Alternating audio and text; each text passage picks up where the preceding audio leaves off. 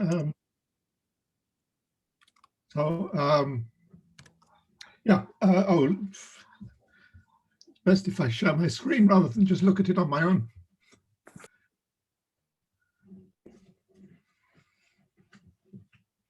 Okay, is that visible to everybody? Yeah, it's okay. Great.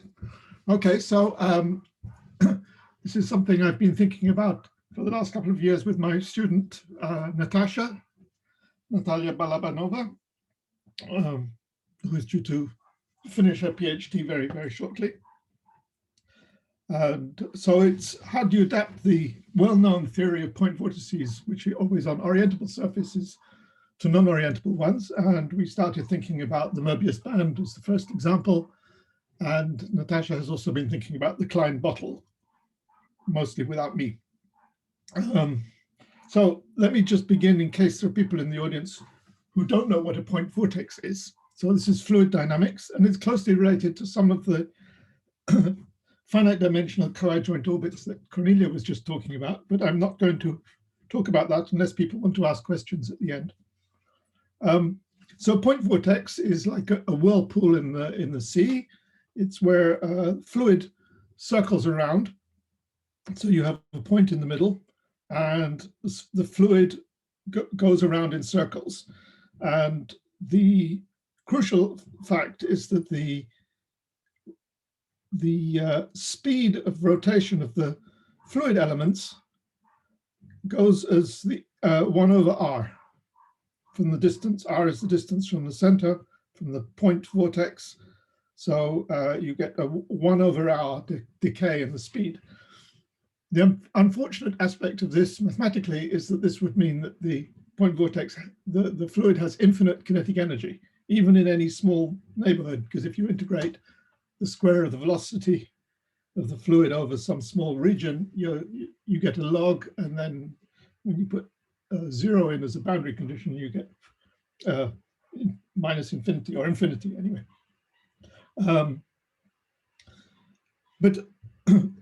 But that's what a point vortex is. So it's just like a whirlpool, but with this infinite velocity at the center.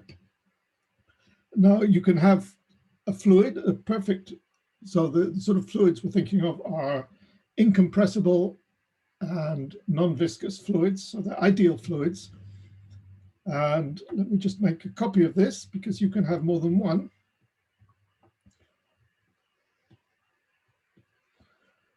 You could have 2 of them, and let's see if this works. Let's reverse. Whoops, I didn't mean to do that. Let's have the arrows going the other way on this one. So the difference between those two is the orientation. So one's going anti-clockwise. So we say the vorticity, which I'm going to denote by gamma, is positive, and this one's clockwise, and that's negative. So the vorticity as a fluid dynamical construction is the vorticity omega is the curl of the velocity field. So here we're all in 2D, so we think of the curl as a scalar quantity, and it's for this 1 over r decay of velocity, the curl is 0 everywhere, and it's sort of a delta function supported at the origin. So I'll come back to that later.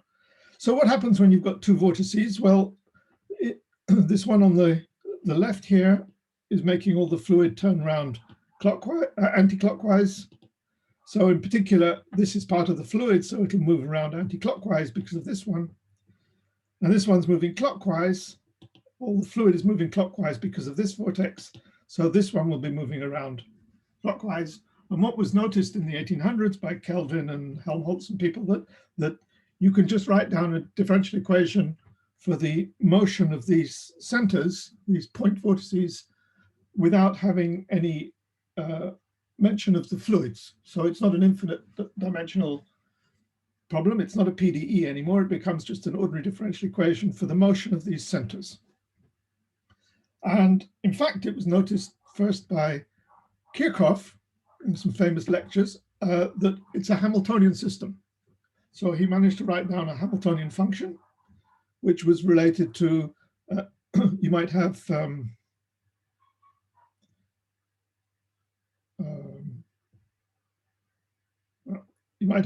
several of these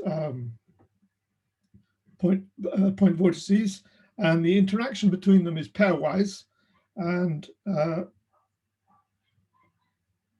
as a Hamiltonian system, you write down a Hamiltonian that's depends on the distance between the pairs, between each pair of vortices. So you've got another one down here, this distance, and this distance would be involved, and it's essentially the log of the distance, weighted with the vorticity. So the magnitude of the vorticity tells you how fast the rotation is. It goes as 1 over r, but with a coefficient. That coefficient is gamma. So as I was saying, it's a Hamiltonian system. So it's not just a differential equation. Kirchhoff noticed that you could write it down as a Hamiltonian system. Of course, he didn't write it as a symplectic formulation. He just had Hamilton's functions and canonical variables. And he was doing it in the plane. And I now want to think of it on a more general Riemannian surface. So this is always two-dimensional. So we're going to do it on, M is going to be a surface. And since it's a metric, it has a Riemannian metric and it's orientable, you can combine those and you get a symplectic structure on the surface. So now we've got, suppose we've got n vortices with vorticity strengths gamma 1. So these are the same gammas, gamma n, the same gammas that Cornelia was mentioning just previously. So the phase space is, well, where are these points? Where are these vortices? So one of the fundamental theorems in fluid dynamics is as the fluid moves, the vorticity moves with it. So if this point here, which has vorticity gamma, moves around because of this one, the vorticity at the point doesn't change. So it stays equal to gamma.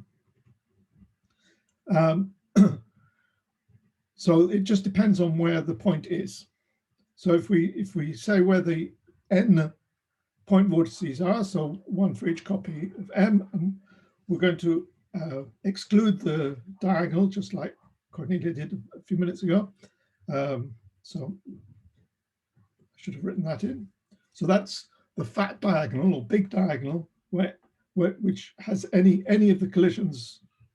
So in other words, no collisions are allowed. It might happen that the dynamical system is not complete because you've removed collisions. You can get collisions in finite time, but we can ignore that. It just is how it is. So it's Hamiltonian. So the phase space is this Cartesian product of M's, removing the diagonal. The symplectic form is just the symplectic form on each copy of M, weighted by the appropriate vorticity strength, which could be positive or negative. It's non-zero. So this is a symplectic form, capital omega, on the whole phase space. And the Hamiltonian is given by this expression. So it's a sum over pairs, all j's and k's, going from 1 to n. You only want to count each pair once. So j less than k. The product of the strengths as real numbers, so they could be positive or negative, times this Green's function, and I'll explain that in a moment. But this measures the interaction between two vortices, one at the point xj and the other at point xk. So this is the sum over all the pairs. And then there's a sort of self-interaction term, which is called the Robin function, whose importance has only been realized relatively recently. And so that's just a function of x of one of the positions, and then summed over all the points. So this is Green's function. Green's function for the Laplacian. So that means delta Laplacian of g of x, y is the delta function supported at the point y. Actually, if there are any experts in the audience, they'll know immediately that that's not exactly true. If the manifold is compact without boundary, so closed in other words, you have to subtract 1 over the total area, because the integral of the right-hand side has to be 0 by Stokes' theorem. So you have to subtract off this constant. And R is the Robin function, as it's called. It's often called the Robin mass in analysis. And it's given by a limit of, as y tends to x, of g of xy minus, now as y tends to x, these Green's functions have a logarithmic singularity or logarithmic pole. So if you subtract that off, so it's actually 1 over 2 pi times the log of the distance, geodesic distance. There's no ambiguity because x and y, you're taking the limit, so x and y are close to each other. And so this is the definition of the Robin function, and it's regular. It's in fact harmonic.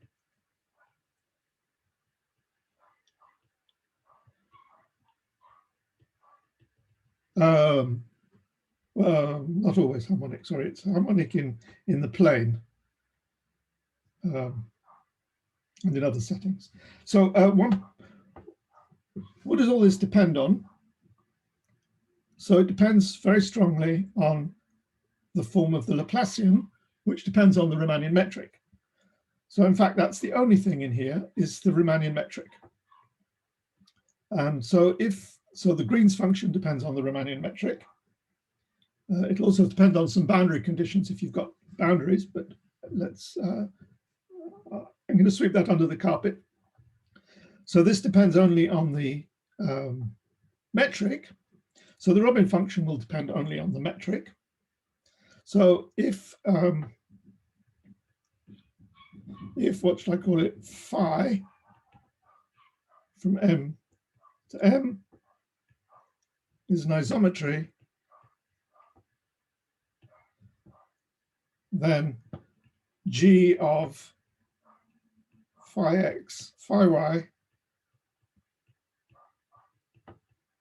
is the same as G of x, y, and consequently R of phi x, well, R, you might R composed with phi is equal to R. So the Robin function is invariant if you've got an isometry. So in particular, if you've got a surface like the plane with no boundaries, just the complete plane, then the Robin function must be constant because there are isometries that map any point to any other point. And likewise, actually it's 0 because the Green's function, in the case of the plane, the Green's function is equal to 1 over 2 pi log of the distance. On the sphere, they're not quite equal, but in the limit they're equal, and you get 0 again. But in particular, it's constant because there are isometries act transitively on the sphere. Similarly, all the other geometries like the cylinder, which we'll be talking about later. Cylinder, it's not necessarily 0. It depends on the radius of the cylinder, but the important thing is it's a constant. So if we look back, this is a Hamiltonian. If R is constant, then it's not going to make any difference to the dynamics. So in fact, that's why the importance of the Robin function, as I said, has only been sort of made clear recently when people started looking at surfaces which are not don't have transitive groups actions. Most people looked at the sphere and the hyperbolic plane and the actual plane and the cylinder before, until relatively recently. So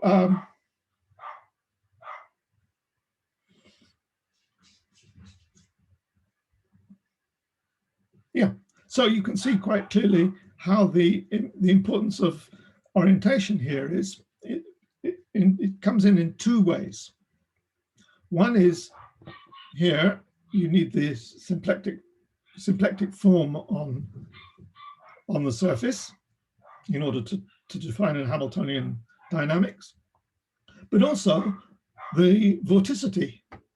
So if we come back to this picture, I said gamma is positive if it goes anti-clockwise. Well, what does that mean? It means that excuse me, dogs are barking in the background.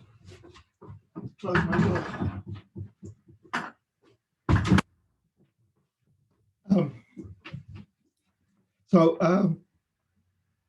We have a standard that orientation in the plane that we all accept, and anti-clockwise is positive. So this is in agreement with our standard orientation. So that's why we call it positive. And this one is not in agreement, so it's negative. So the idea of the sign of the vorticity, not the magnitude, but the sign depends on having an ambient orientation. So if you're on something like a Möbius band or a projective plane, you can't choose an orientation. So there's no way to give a meaning to the sign of gamma. So those are the two issues with passing to a non-orientable surface. So let's just have a look a moment at a non-orientable example. Let's just draw a picture, or try and draw a picture of a Möbius band, picture people have seen many times before.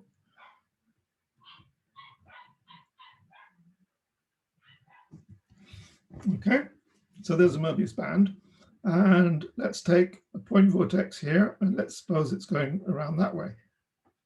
It makes the fluid go around that way. The Möbius band I'm really going to study is going to have infinite height. It's not going to have a boundary. So that's going around that way. Now, if I, let's just, oh, here we are. If we walk this around the Möbius band, it comes back here and it's going the other way. Of course, we all know that property of the Möbius band, precisely because it's not orientable.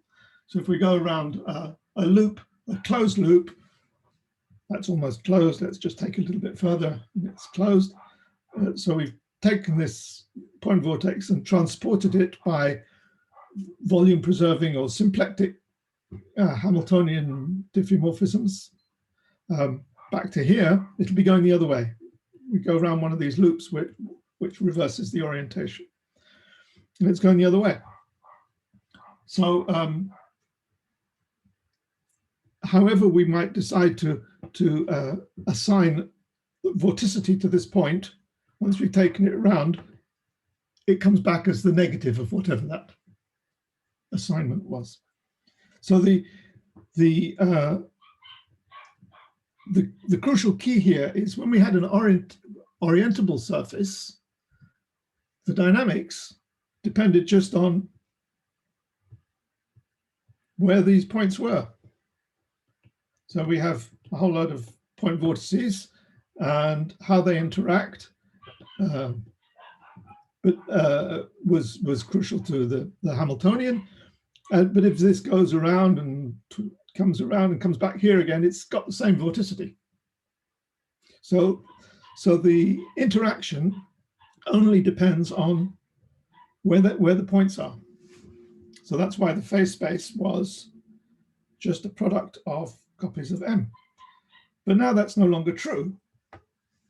because here we have the same vortex transported around, comes back here, and its sign has reversed. So so we need to, so it's not enough to say, oh, my vortex is at this point. I've got to say which version of that same vortex it is. Is it this purple one, or is it the green one after I've gone around a loop, because it's the same point. So we need to take the double cover. So for one vortex,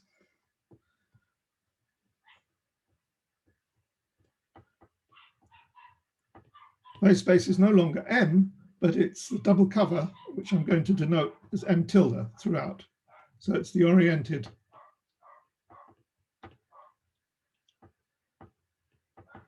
double cover.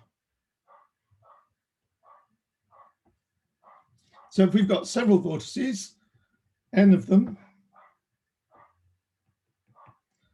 our phase space is the product of such orientable double covers. Now, these orientable double covers, they're nice because they've got symplectic forms. They're orientable, and they have Riemannian metric. I should have said we start with a non-orientable surface, but it's got a Riemannian metric on it. So these are, the double covers also got a Riemannian metric, and so we could repeat what we had before. So how does that work exactly? Let me just draw a local picture of an orientable double cover. So here's my surface M. And now the orientable double cover, one way to think of it is each point of M, since I can't choose an orientation, but in a sense I want to use an orientation, well, there's a choice of two orientations. So the orientation double cover,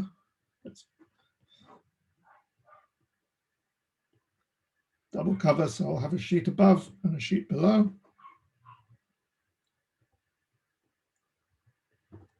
So here's a point, let's call it X. So I'm going to lift that, it's got 2 points. Right? I'm going to call them X prime and X double prime. Doesn't matter which is which, I can't distinguish between them in any particular way. There's an involution on this orientable double cover, which I call tau. So how are we defining M tilde? So M tilde is the set of points X together with an orientation at X. Right, and there are two orientations at X. So one of these I'm going to call X prime and the other one X double prime. And there's no way to distinguish between them globally because I can't, because M, the manifold M itself is not orientable. If I go around the loop, if I take a point here and I choose a particular orientation, which is, let's say, X prime, and I go around my loop, just like on the Möbius band, come back here, X prime has gone to X double prime. It's the usual sort of deck transformation of covers in topology. And you can think of this orientation at X as equivalence classes of bases of ordered bases in the tangent space, or locally defined differential forms, or two forms in this case, however you like to think of orientation. So it's these M tilde is these pairs over X. So this projects down to M, obviously. So if I start with let's take another point, and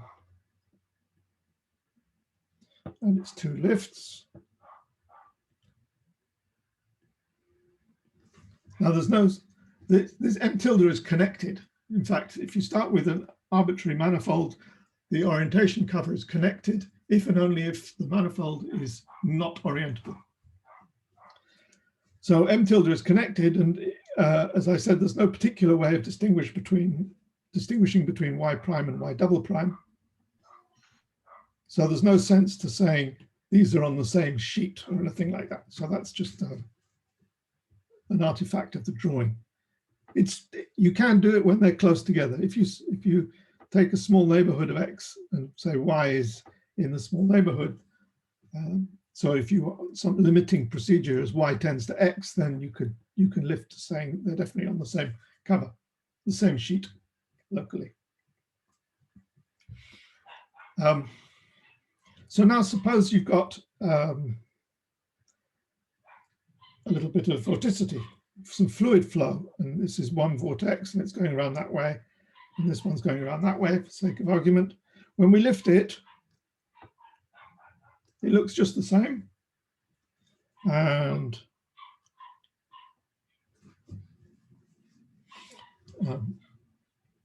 so we lift the fluid up to m tilde, and on m tilde we can do all the Hamiltonian dynamics we want, because that's a symplectic manifold. And this one might have gamma positive. In that case, this one will have gamma negative. Oh, I should point out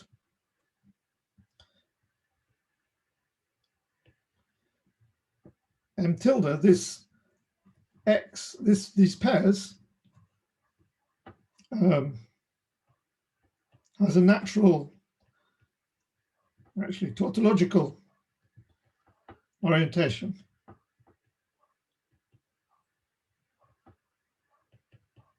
Right? Because the projection is a local diffeomorphism. It's just a fiber bundle with 2 points in each fiber. So the projection is a local diffeomorphism. So at this point, which orientation shall I choose? Well, the one represented by that point. Right. So the difference between this point and this point is the choice of orientation at X. So this one has its orientation and this one has the opposite orientation. Hence, gamma is positive when lifted up here, say, and negative down here. So how do we set up the Hamiltonian system on m tilde? Let's just have a look at that on this double cover.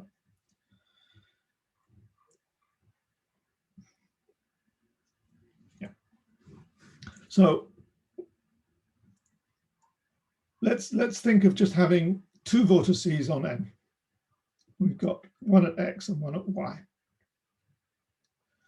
So given the point X on the non-orientable manifold, we have these 2 points in the orientation cover, right, which are related by this involution tau. And so when we've got 2 points in M, X and Y, we've got 4 points in M tilde. So we have interactions between all of them. So we've got 4 choose 2, so there are going to be 6 terms altogether in the interactions. And then there's this Robin functions where you have sort of self-interactions. So when you write that all down and use the fact that, so tau, this switching here of the two sheets, is an isometry, because there's no difference between the geometry, the Riemannian metric on M tilde and the one on M. So this tau covers the identity on M. So it's an isometry. So for example, Green's function of x prime, y prime is, I'm going to write tildes over everything that's taking place on the universal, on this double cover. If I apply tau to both arguments, I get the same result. So when you write down these six terms for the interactions, you get x prime and y prime interacting x prime and y double prime. Those are different. And then x double prime and y prime, which is the same as x prime and y double prime, and so on. So you get 2 of each of the x prime and y prime, and then 2 with x prime and y double prime, because that's equal to g tilde of x double prime y prime. And then you get some sort of self interactions, but they're not really self. You get an interaction between the two lifts of x prime and x double prime. So that only depends on x, not on, because the two points in M tilde that correspond to x are the two arguments. And it doesn't matter which way around you put them. One of the fundamental properties of the green function is it's symmetric in the argument. And similarly here with the y. So I've written gamma 1 for the vorticity at x prime, and gamma 2 for the vorticity at y prime. So here we see minus sign that we had right at the beginning in front of the Hamiltonian. But here it's plus, because on y double prime, we would have vortex strength minus gamma 2. So it would be minus gamma 1 times minus gamma 2. And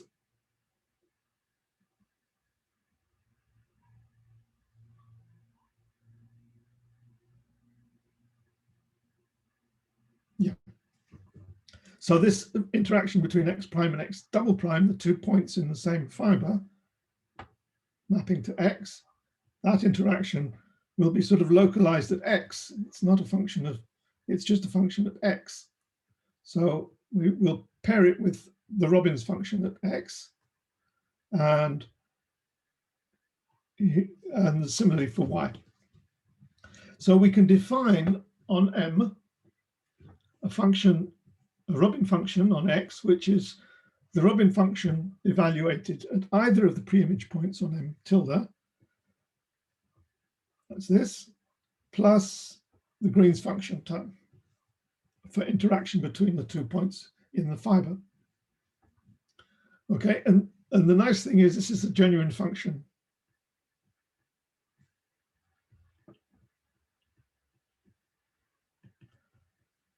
On M.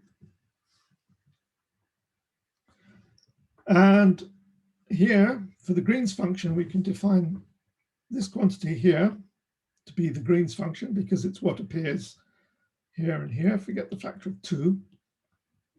There's a reason for ignoring that. And we get this difference. And the fact that it's a difference means that it's actually not a genuine function. It's not really a function of x and y, because if I'd swapped the two lifts of y, namely y prime and y double prime, I'd change the sign of the Green's function. Also here I've chosen x prime rather than x double prime. And if I'd chosen x double prime, I'd have reversed the sign. So this is what's called, this is a twisted function or a pseudo function.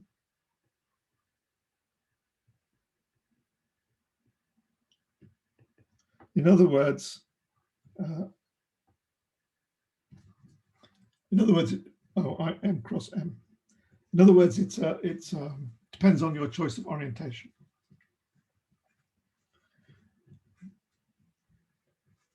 Locally, on M cross M, on each copy of M. So when if we can then put this together to something that's more like the Hamiltonian that we were using before. So minus gamma 1, gamma 2, g of xy, that's this g of xy. And then minus a half gamma 1 squared times the Robin function at x, plus gamma 2 squared times the Robin function at y. So this is this Robin function on M.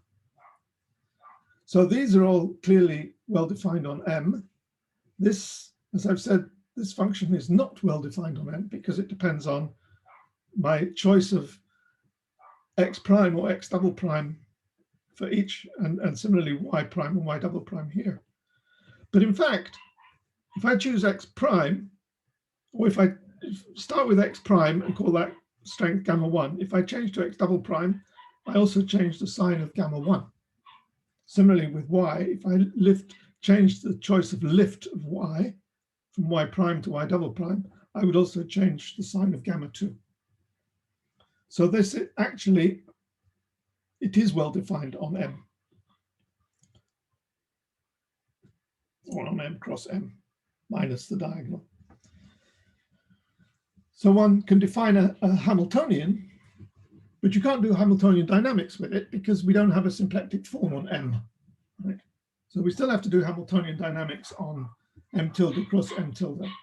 But I think it's interesting to see that these functions can be defined on the manifold itself rather than just on the double cover. So let's have a look at a single vortex on M. So if there's a single vortex, then there's no y. The Hamiltonian, so there's no Green's function. So if we've only got one x, oh, I should have said, if we've got, I've written this for two vortices, if we've got 3 or more, then we just have to sum over pairs, just like we did with the orientable case. But if there's only one vortex, then there's no Green's function involved. We just have the Robbins function, right? So there's no y's.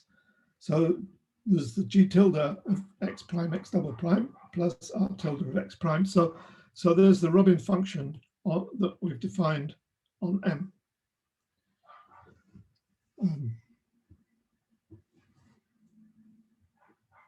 So the Hamiltonian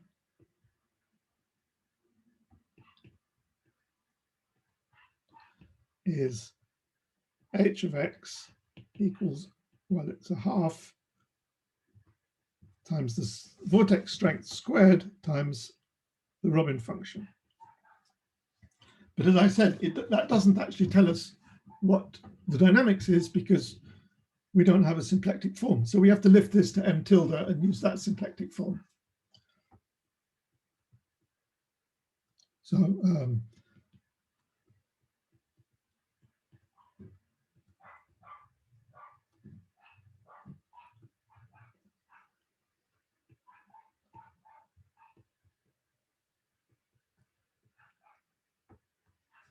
So we get some dynamics, or we might do.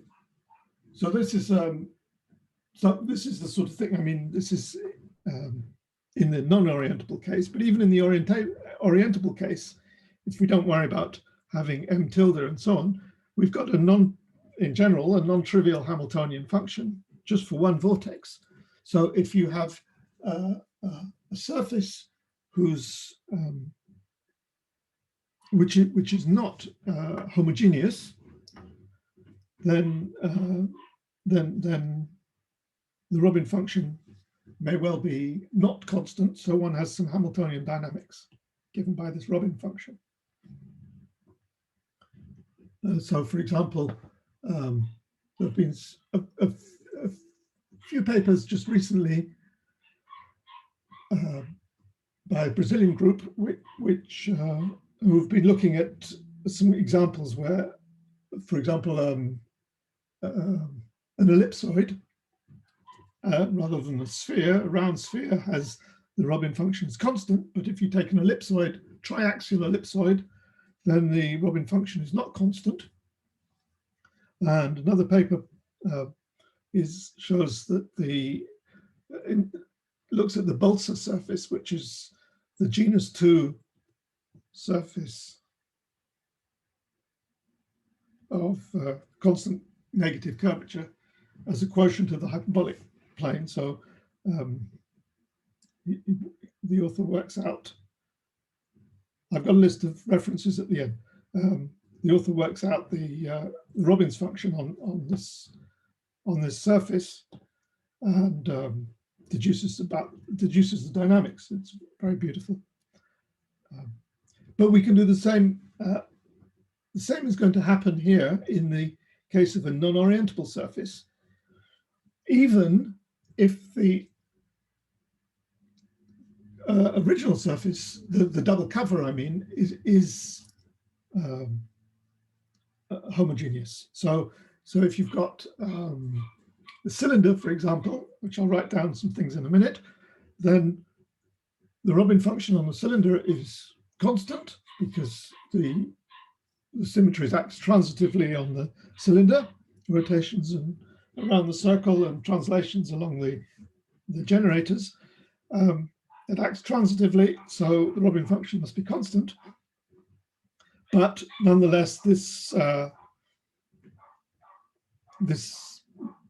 Robin function on the Möbius band, the quotient of the cylinder, is not constant. On the sphere, if we take the antipodal map, then the quotient space is the projective plane, which is non-orientable. But SO3 acts transitively on the projective plane, so the Robin function on the projective plane is still constant. But for the Möbius band, it's not.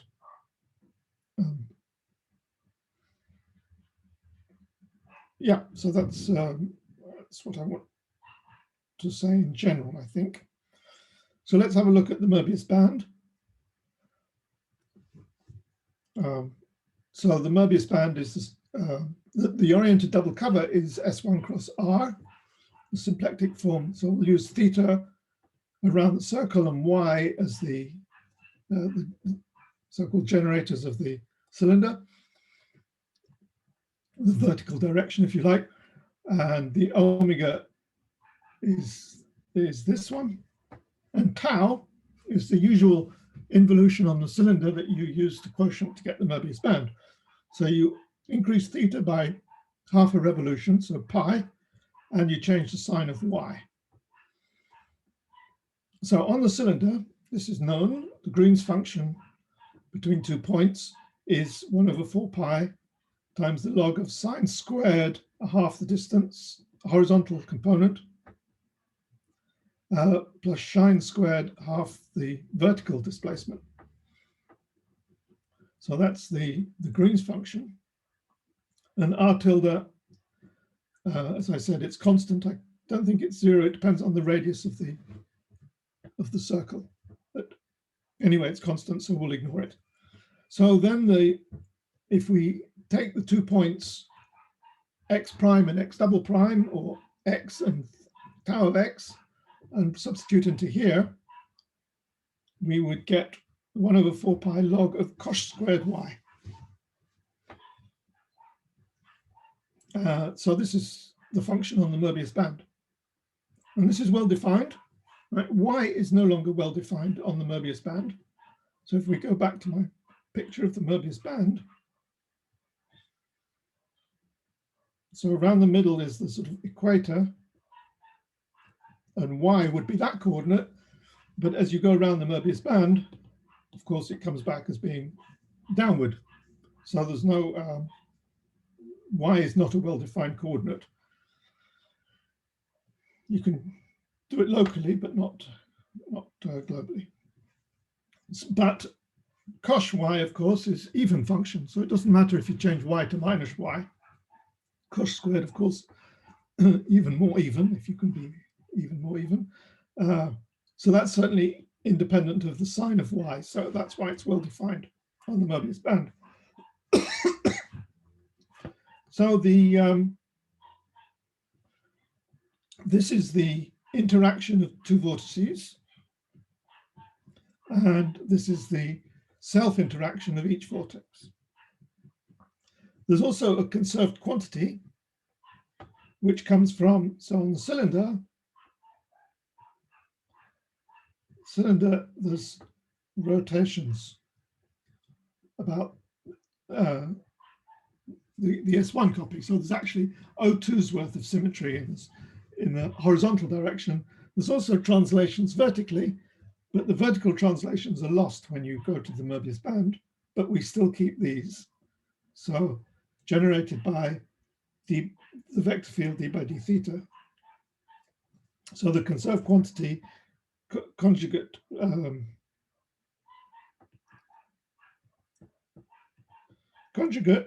usually means symplectic, using the symplectic form, but we don't have a symplectic form on M. So we have to work it out on the cylinder and then observe that it's well defined when it goes down to the Möbius band.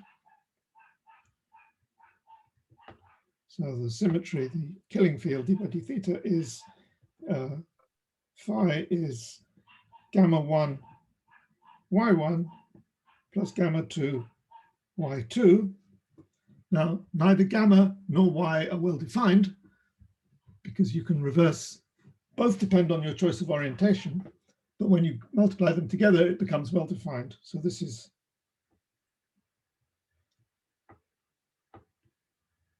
well defined on the Möbius band.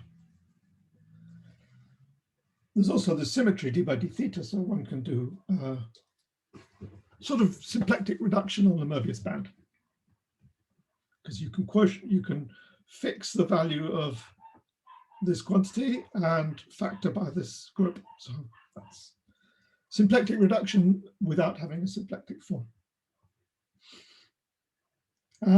So I meant to draw, oh no, right. So what do we get? Here's some pictures of Möbius band. So around the middle of this is the sort of equator. Let's see if I can draw this.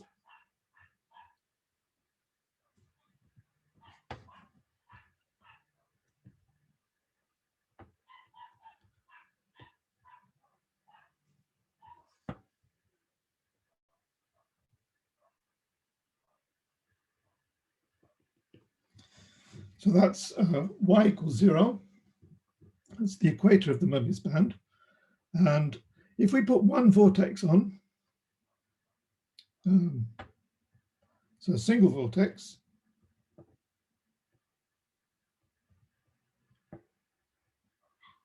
well, if we put it here, remember the Robin function that controls the single vortex is log of cosh squared y. So here, in fact, this is singular, and that's going to be an equilibrium point. And then, but if you put it here instead and have it going around this way, it's going to move around there. So it's going to go around the Möbius band, come back here with the opposite vorticity. Let's come back here going that way, but it'll keep going like that. Okay, so there are some other, so this is a relative equilibrium because the motion is along this symmetry d by dx. I've almost finished, so I think another type of, there are some other classes of relative equilibrium. Oops.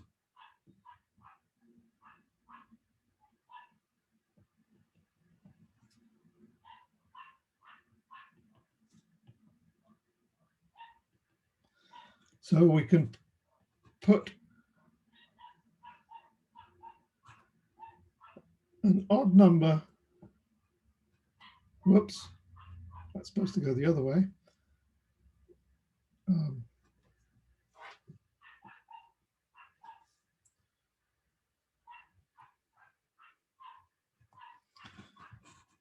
So that's on the bottom strip, so on the top. We've got it going that way. And so on.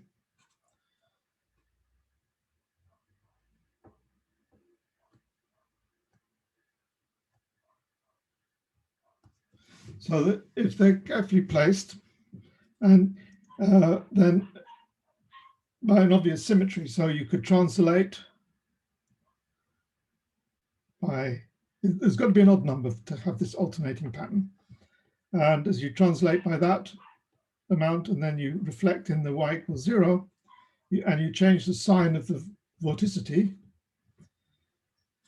In other words, you get the reflected vortex. So you translate it and then reflect it, and that's the image one. Then this will be this is actually a single ring as you go around. As you start off here, you go that one, then that one, then that one, right? So there are 9 of them in a ring there. I just drew 9 because this representation of the Möbius band's got sort of threefold symmetry, so you can see it. It's easier to draw than 7 divided by 3 is not so easy. So that's a class of relative equilibrium. One can work out. It actually just follows from symmetry considerations, this reflection and translation I was talking about. And you could then draw ones where they're not alternating. I won't draw them all. So here, on the reflected one. And then under here, you might have going the same way. And the reflected one. Whoops, that should be underneath it.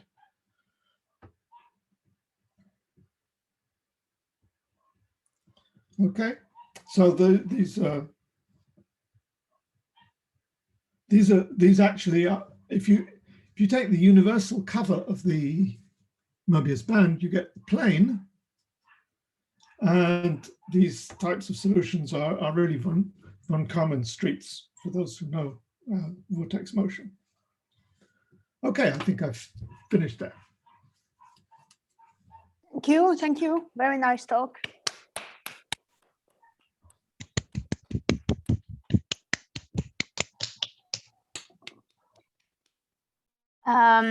Does anybody have any question for James?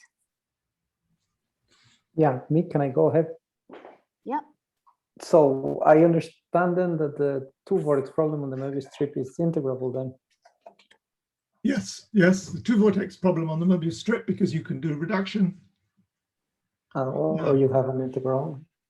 You have an integral of motion, yeah, and a symmetry. And did you look at the dynamics? I mean, yes.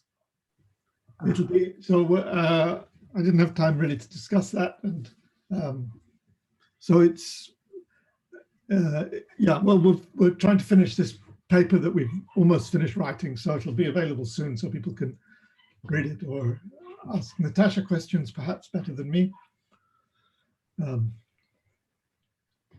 Yeah. Great. Hi, James. Yeah, thanks. Very nice talk. I also have a question on, you said, I mean, in the standard setting, there's this relation between the Green's function and the Robin function, take away the singular part in the limit. Yeah. And then you defined these kind of effective Robin functions and Green's function. It has that property. Does that survive? Yes. Okay. Yeah. Otherwise, I'd have had to give it a different name, I think. Yeah, it survives. Yes, the limiting property survives. It's not obvious, yeah. No. Well, it's not very long. You just have to write it down. It's not analysis, it's algebra.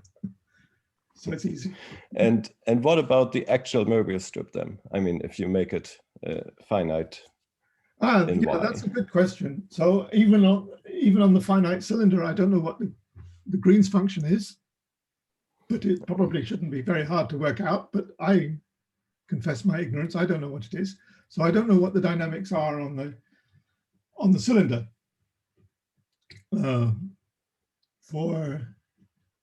So boundary components can influence this Robin function.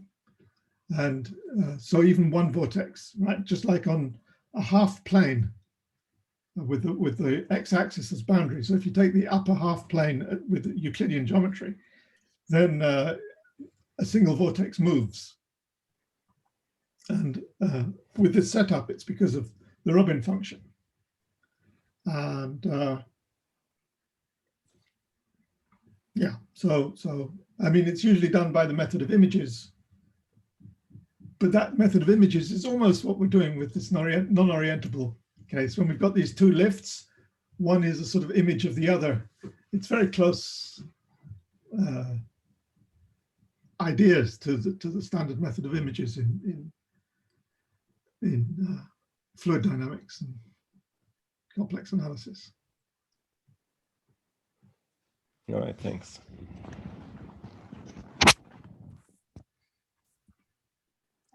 Does anyone has another question?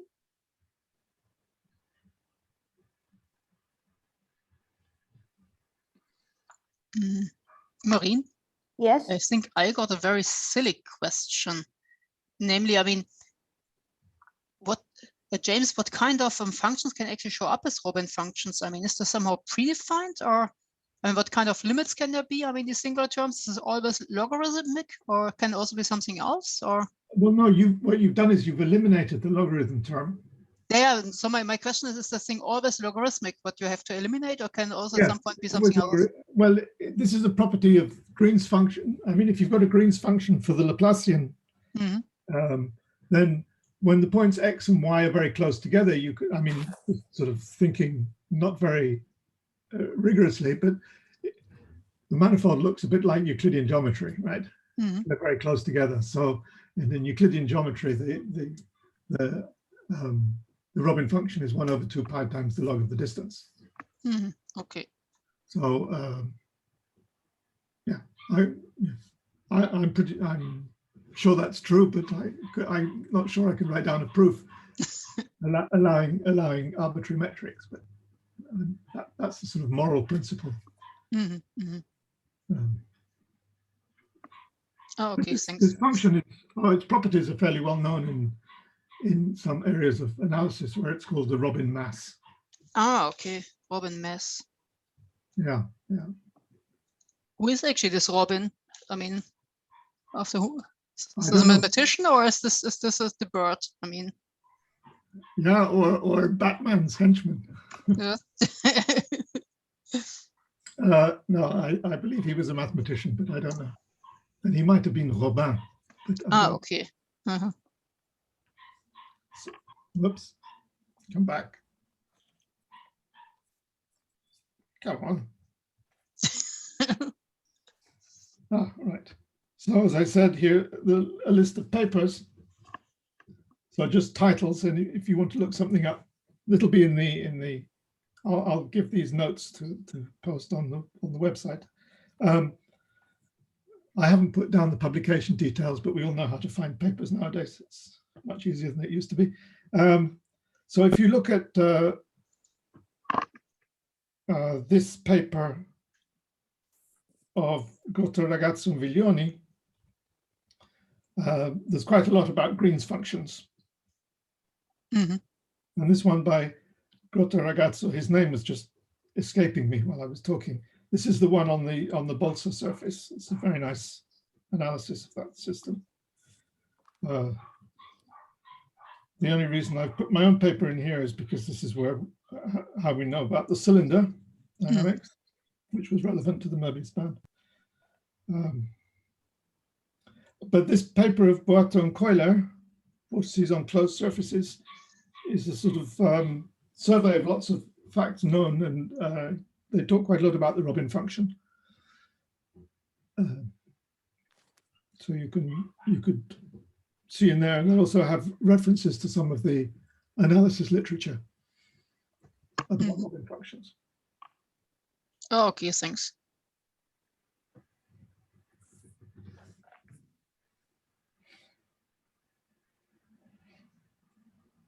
Okay, is there any other question?